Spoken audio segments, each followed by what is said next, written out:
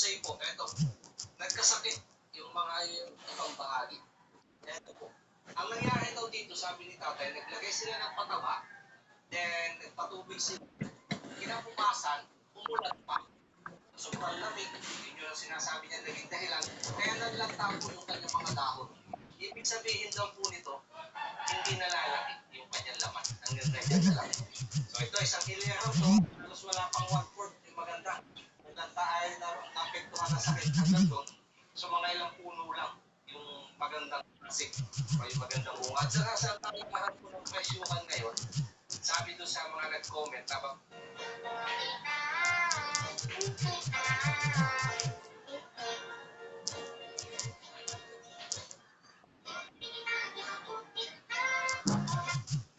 sa na mahihirap.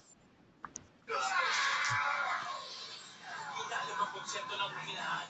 Tuluyan niyang winasak ang indestructible. Huwag mo lang sa isang tips.